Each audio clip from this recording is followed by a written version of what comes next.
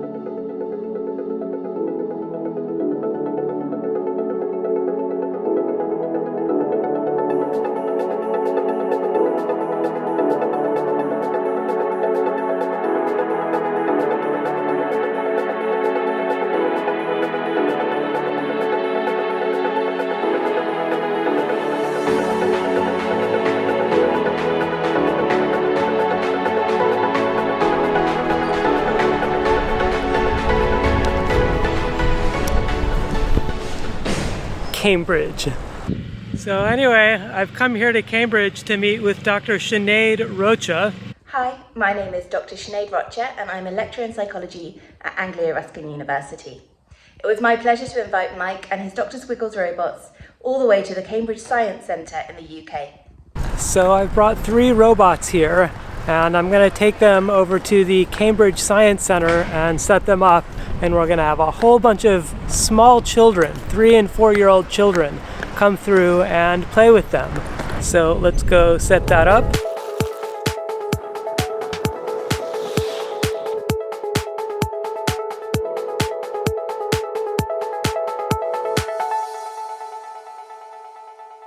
So today we've invited some preschool children to come and play with the Dr. Squiggles robots. So in the first session this morning, we've got 33 and 4-year-olds coming from a local preschool. What we're really interested today is how the children respond to robots that are programmed in different ways. So each of the Dr. Squiggles today will respond slightly differently to the rhythmic patterns that the children produce.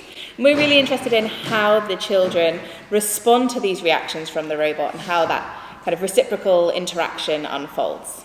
So today we have 3 robots. So one robot is taking the rhythm that the children are producing and then building upon it in a very kind of musical way, which is slightly more abstract and we think might be a bit trickier for the children to understand how their inputs relate to the outputs of the robot.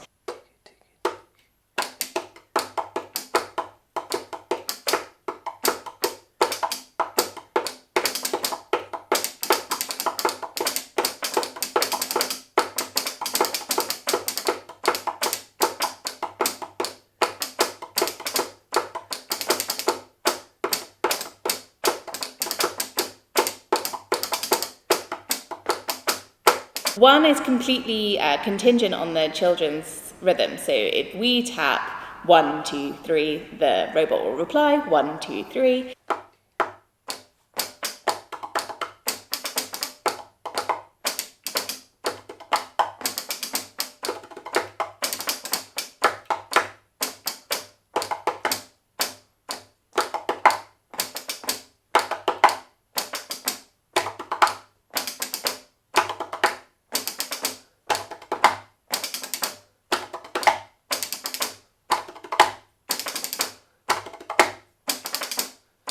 This one I think will be quite easy for the kids to grasp that they're having an impact on what the robot is doing, and they'll be able to, I think, understand this call and response function that we've programmed in. And then the final robot is a little bit of a trick, so it's actually programmed to go on its own, regardless of what the children are doing. It's completely non-contingent.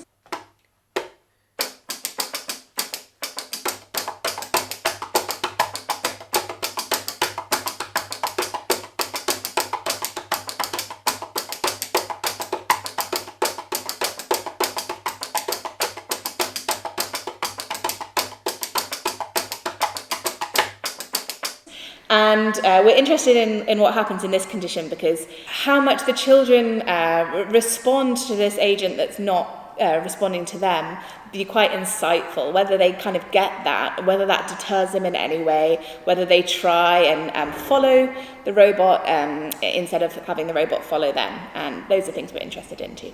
So as I mentioned before, at this point we had a whole bunch of small children come through and interact with the robots, both in groups and individually. And I'm limited in how much of that I can show you because not all of the children consented to being shown on social media, but a few of them did, and I can show you a few things. And so the really big kind of overarching takeaway that I learned by doing this experiment, which was not at all obvious to me when I started, is that the children really do interact differently depending on how the robots behave. Did you notice like different patterns of interaction seem to emerge at different stations? Yes, and I think when they were all sat together, that was really interesting. And so I can show you that. And so the first thing I'll show you is a small group of children interacting with the first robot that was programmed to behave in a way that's fairly difficult to understand.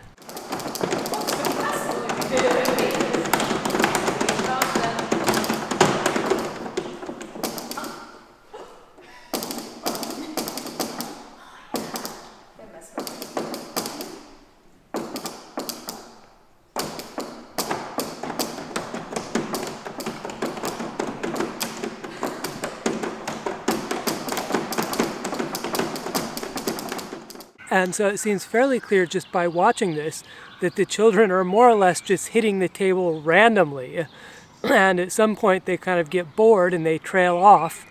And it seems like they're even a little bit confused about why the robot is still playing or how what they're doing relates to what the robot is doing.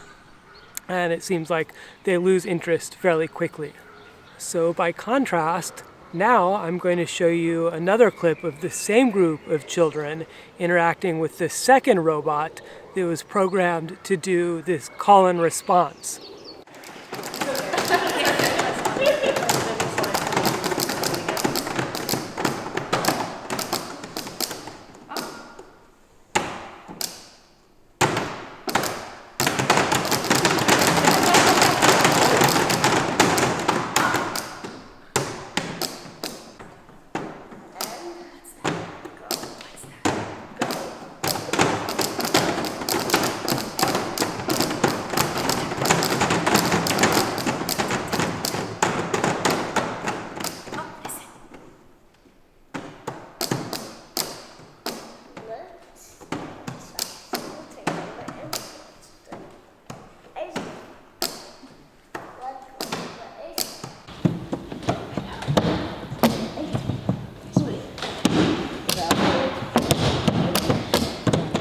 So here the interaction seems like it starts out kind of the same way, with the children tapping on the table more or less randomly, but you can almost see the moment when they figure out what's happening. I don't think that every one of them understood what was going on, but I think some of them did. That was really interesting. They waited for it to settle, and then it was like a race of who can be the one to activate the robot next. Yeah. And that was really interesting because they knew to wait. Yeah. They waited for that silence and then they acted, and that was really interesting. Yeah, I kind of think that the girl in the middle was like, she was trying to perform an experiment. Like, I think she figured it out. Yeah. And I think she could not ever quite perform her experiment because then other people would come in. But yeah. I think she knew, and maybe two other people knew. Yeah. And then I think some of the other kids were just doing whatever and following. But then I think some of them really enjoyed the following. And so in case you still aren't convinced that these children really understood what the robot was doing, I'll show you another clip. And so what happened after the group interaction is that we allowed the children the opportunity to come back and interact with the robots one-on-one. Yeah, I think we definitely saw that the kids who were more engaged in the group level were also the ones who came back individually to try stuff out on their own or in pairs. Yeah. Whereas some of the kids who were clearly enjoyed the social aspect of making noise together, but perhaps weren't listening or responding to the robot, they didn't even come back when it was like, okay, now do what you like. They didn't even come back to try it. And with this robot in particular, many of the children came back, and what they would do is strike the table twice and then wait for the robot to respond. And so here's a clip of one child doing that. Okay.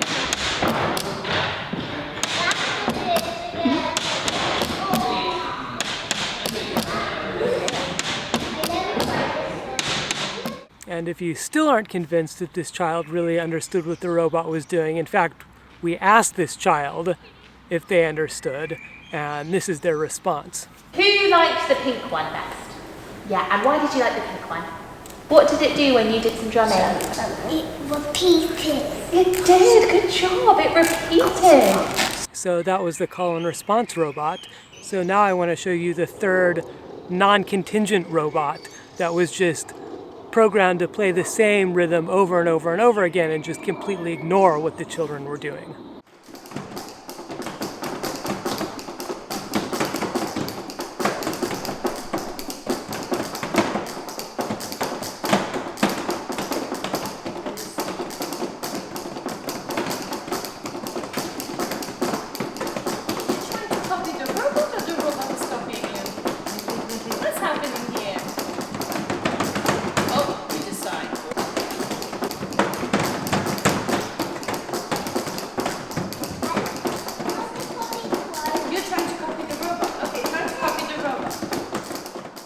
I think some of them really enjoyed that beat. They kind of got into it, and there was one girl who was explicitly trying to reconstruct the beat herself. Yeah, she broke out into a fully isochronous rhythm. I honestly didn't think that 3-year-olds were capable of that. I mean, I've seen, even like all the adults that I've seen interacting with it, rarely does someone start playing along with the way that that girl did. Yeah, amazing, yeah. So perhaps I should have mentioned this earlier in the video, but the reason that I build these robots and do these kinds of experiments overall is because I'm trying to figure out how robots like this can be designed to help people. And helping people might mean different things in different contexts. So for adults, maybe robots like this can help musicians improve certain musical skills. Or for non-musicians, maybe robots like this can help adults reap some of the benefits of lifelong music making. Or for children, maybe robots like this can provide some sort of a therapy in situations where children have certain types of movement disorders like dyspraxia, which affects possibly as much as 10% of children. Or maybe robots like this can help children reap some of the many other cognitive and health benefits associated with playing music. And so what this study has very clearly shown is that the robot's behavior does matter. Okay, the children don't just indiscriminately do whatever it is they do, regardless of what the robot is doing. In fact, the children are attentive to the robot. They pay attention to what the robot is doing, and they adjust their own behavior accordingly. And from this, it follows that the robots can be programmed in such a way as to nudge the children towards those behaviors, which are actually going to help them.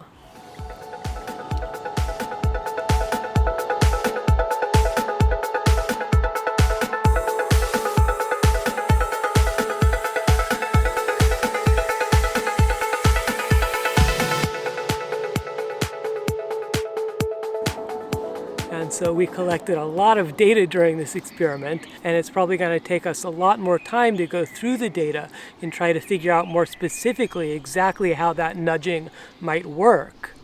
But at least as a preliminary result, we can see that there's some promise to this approach. Anyway, so I think that's all I have to say about that for now. So thank you so much for watching as usual. And if you like this video, please subscribe. It would really help me out. Thanks. Bye! This project was funded by ANGLIA, RUSKIN University and King's College, Cambridge. And thanks to Cambridge Science Centre for hosting us. I'd also like to say a huge thank you to all of the amazing preschools and the children who participated in our event. We couldn't have done it without you.